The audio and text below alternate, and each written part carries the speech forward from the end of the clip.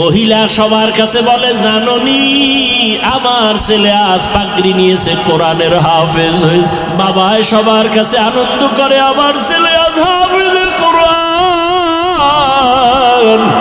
এরে আম্মা জানেরা, আপনাদের জীবনটা তো ধন্য।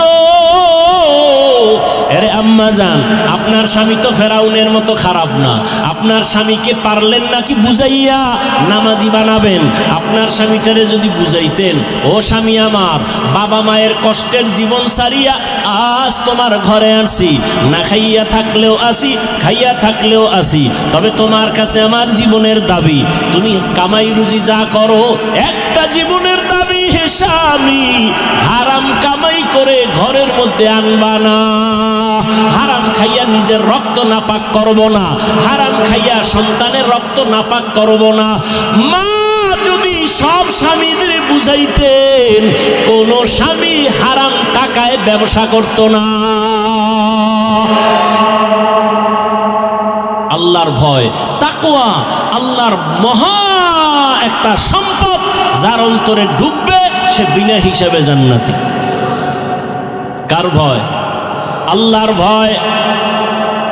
ওমরে ফারুক রাদিয়াল্লাহু তাআলা আনহু দিনের বেলা মানুষের বিচার করেন, রাতের বেলা ঘুরে ঘুরে মানুষের কি হালাত গোপনে গোপনে দেখেন।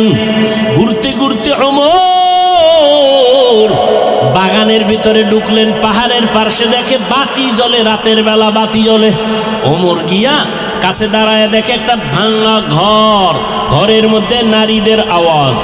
দুই নারী, একজন মা আর একটা মেয়ে। মা বলে, এই মেয়ে, আগামীকাল গাভীর দুধ বিক্রি করতে নিবি, পানি বেশি দিয়া নিবি।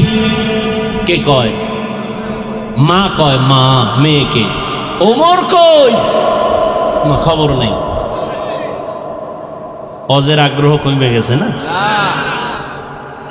ওমর কিন্তু ঘরের পেছনে দূরত্ব বজায় রেখে গোপনে দাঁড়ায় আছে। শুনে মা বলে, ওই কন্যাকে বলে, মা, এই মেয়ে কালকে গাভীর দুধ বিক্রি করতে নিবি, পানি বেশি মিশায় দিবি। মেয়ে কি কয়? মা, ওমর যদি শুনে কল্লা কেটে ফেলবে।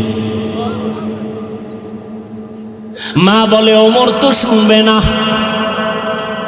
মেয়ে ডাক দিয়ে কয়, মা, ওমর যদিও শুনবে না, তবে ওমরের আল্লাহ তো শুনবেন। ওমর কই? ঘরের পাশে চুপ করে ওমর চলে গেছে। ওমরে ফারুক রাদিয়াল্লাহু তাআলা আনহু চলে গেলেন। পরের দিন আদালতে